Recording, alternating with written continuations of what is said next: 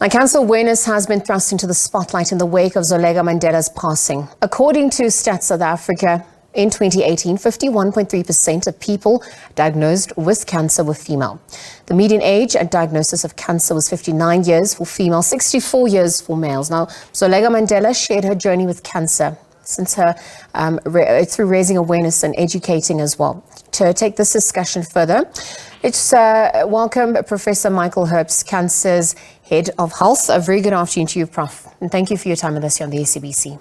Good afternoon to you and to all the viewers this afternoon. Very sad day indeed.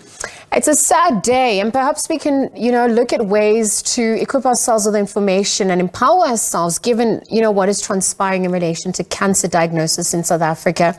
And I wonder if you could speak to that cancer awareness in South Africa, what the prevalence is, the alarming stats emerging. Yes, I'll tell you, cancer incidence is increasing by the day. Previously, we used to say, 1 in 4 South Africans are aware of a family member or a close friend who have been diagnosed with cancer. But lately, we see now that more 1 in 2, and very often, depending on how well informed the community is, more than 1 in 2 people know about a family member or a friend. And I can tell you that, unfortunately, our latest statistics for cancer from the National Cancer Registry are those for 2019. And according to that, those statistics tell us that nearly 45,000 women were diagnosed with cancer during 2019. And of that, more than 10,000 women were diagnosed with breast cancer. It's alarming stats emerging because given the socioeconomic dynamics in South Africa, I wonder if you could even speak to the barriers to entry in terms of diagnosis, oncology care, given the inequalities in South Africa in suburban and rural areas for that matter. Yes, this is really where my heart goes out to the people in rural and far rural areas. Those that don't have access to the healthcare that we so often take for granted in the societies that we live in.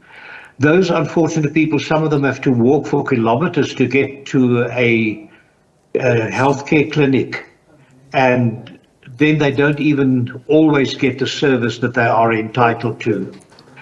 And fortunately, many of us have a much better access into healthcare, and we can only trust that should national health insurance become a reality in South Africa, that more and more people will get the quality of service that they deserve as far as healthcare is concerned.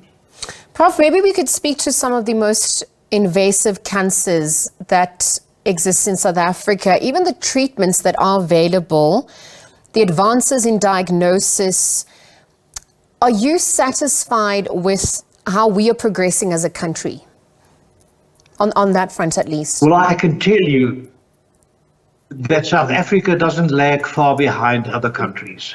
Okay. We are providing a good service. Yes, of course, it is true that people who have health insurance do have better access, and those who are dependent on the public health service don't always have the access that they should be entitled to. But having said that, we want to talk about the invasive cancers.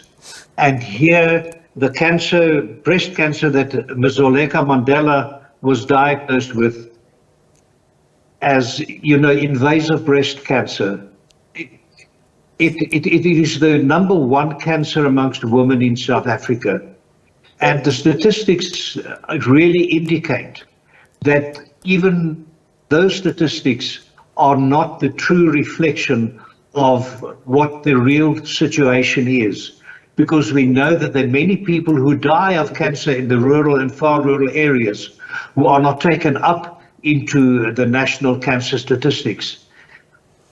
And really, to have heard the news of Zoleka having had this invasive breast cancer, metastatic breast cancer we call it, meaning that the breast cancer has moved away from her breast and has infiltrated many parts of her body.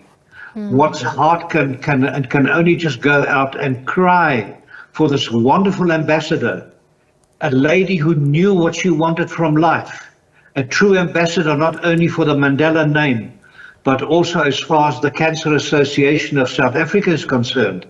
And we want to pay tribute to this wonderful young woman who during her lifetime spent many, many days interviewing and being interviewed, talking about cancer and really giving hope to so many people out there. She was really a true ambassador as far as my organization is concerned. Now, Prof, early on you alluded to the achieving universal healthcare access at large, and we're obviously seeing the proposed NHI discussions that are happening both for public and private sectors, and what that's going to mean for South Africa in terms of accessing universal healthcare. And I wonder if you'd like to comment on the current service delivery models. What are the challenges? Even in South African context, some of the lifestyle choices, stresses, traumas that we face as a nation, how that's also impacting the rate at which cancer is existing in our society at large. Yes, you know, I must add and say that we don't have all the information that we'd really like to have. We're still waiting to hear exactly how national health insurance will be funded, who will really do what and who will be responsible for what. But having said that, we can only trust and hope that the service will really improve. But when we listen to the news and hear of the billions of rands of claims against the Department of Health and the hospital services in South Africa for a lack of care, lack of service provision, then one gets very scared. And we are not so certain of what the future will hold as far as health services provision from the public health sector is concerned. Well, Prof, thank you for your time with us on the SABC. Of course, cancer awareness coming to the fore on the passing of Zoleka Mandela. Professor Michael Herbst, CANSA's Head of Health, joining us for that chat.